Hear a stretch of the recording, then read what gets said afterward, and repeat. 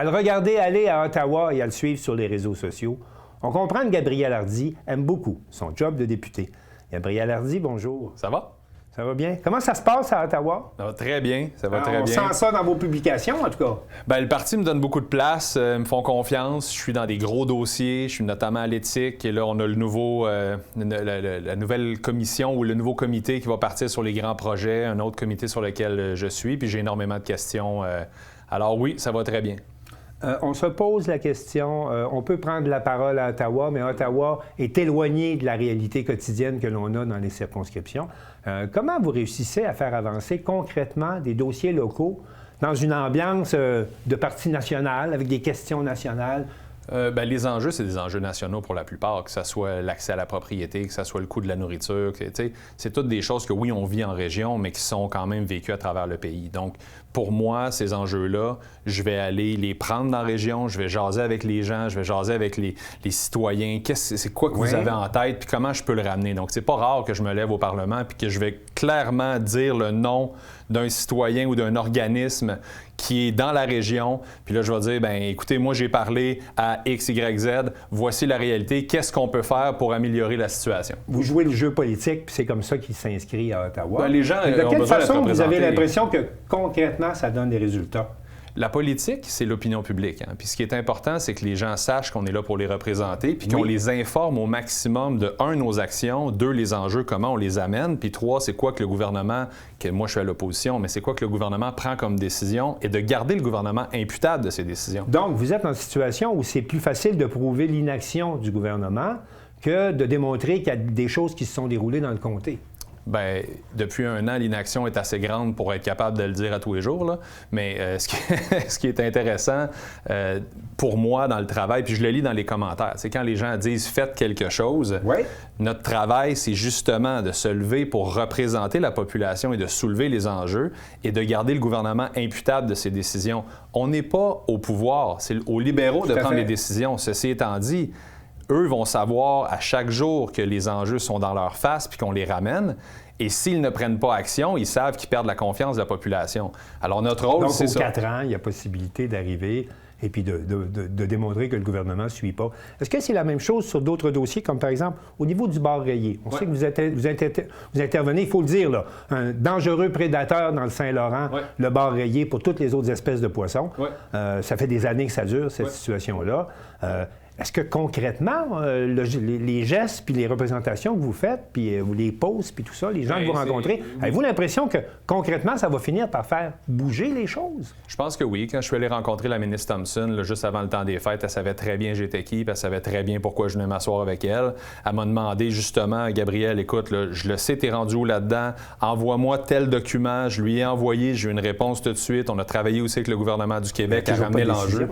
Oui, mais ça va se passer. Là, on comprend qu'il y a aussi une grosse structure administrative, mais moi, mon travail, c'est de représenter notamment les pêcheurs dans ce cas-ci et de m'assurer que le gouvernement ne peut pas se cacher derrière sa lenteur administrative. Alors, si le dossier était 52e dans la liste, bien là, il est sur le top de la liste, puis ma job, c'est de m'assurer qu'on va les garder imputables. Est-ce que ça va se passer cet été? C'est mon souhait. Moi, je souhaite qu'on remette la pêche sportive comme on le voit à l'embouchure du fleuve, puis qu'on soit capable de venir à la rencontre de nos pêcheurs pour qu'ils sentent qu'ils sont écoutés, puis qu'ils font partie de l'équation. C'est eux les plus grands spécialistes du fleuve. Mais la ministre m'a dit, je suis au courant du dossier, Gabriel, on travaille là-dessus et je vais m'assurer, moi, qu'il y a des scientifiques qui viennent rencontrer nos pêcheurs cet été. Je vais mettre beaucoup de pression pour que ça arrive. Vous n'avez pas un peu l'impression, ce que vous me dites, en toute honnêteté, ce que vous me dites, c'est ce qu'on entendait déjà sur ce même dossier il y a 3 ans. Alors, je vais essayer quel résultat on est encore arrive. au même point. La ministre vous répète exactement ce qu'elle répétait auparavant. C'est possible. Et à ce moment-là, c'est à moi de trouver d'autres moyens. Je pense que les pétitions ont été un autre moyen d'amener le sujet plus souvent dans le Parlement.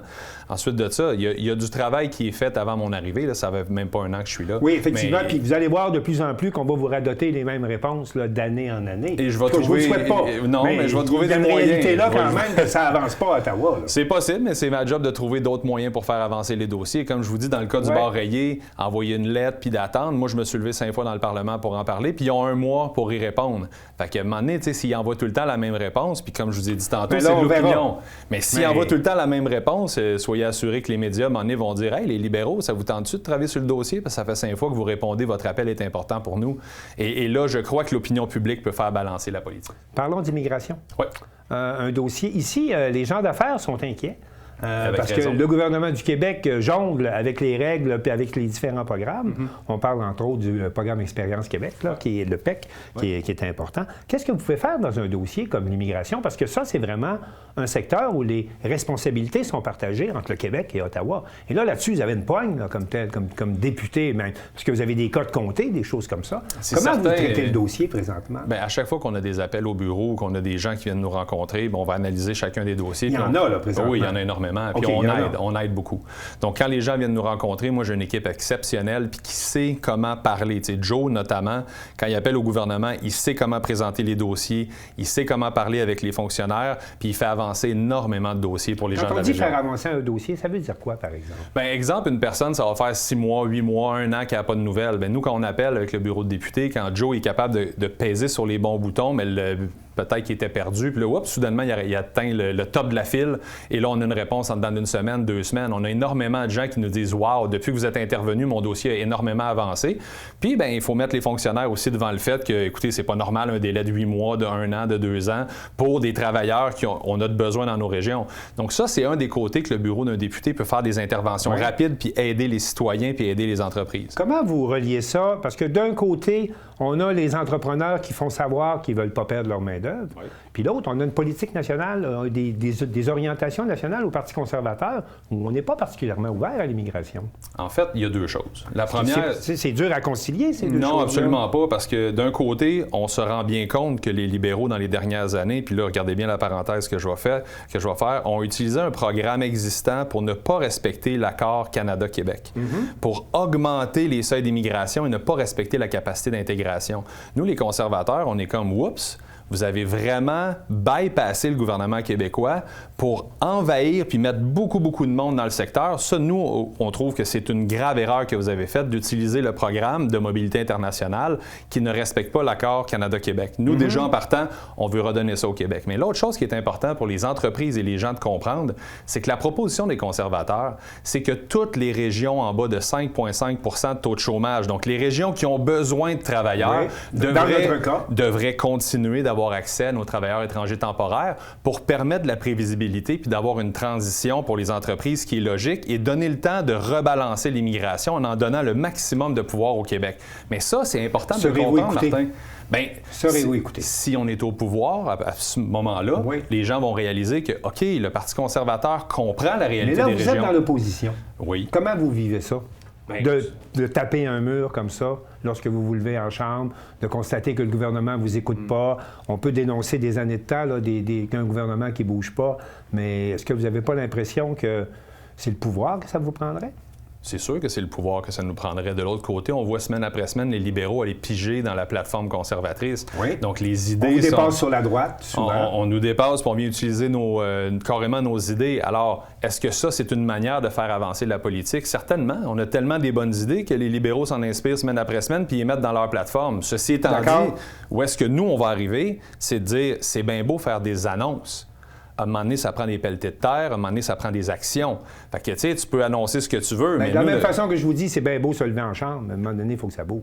Bien, notre rôle, c'est justement de faire en sorte que la population réalise à quel point il y a de l'inaction chez les libéraux et à quel point ça prend plus de pression pour que ça avance. En terminant, je m'en voudrais de ne pas aborder un thème qui vous est cher, la santé et le sport. Oh yes! On vous a vu au gymnase avec M. Poilievre. Oui. Vous êtes rendu bodé, comme on dit.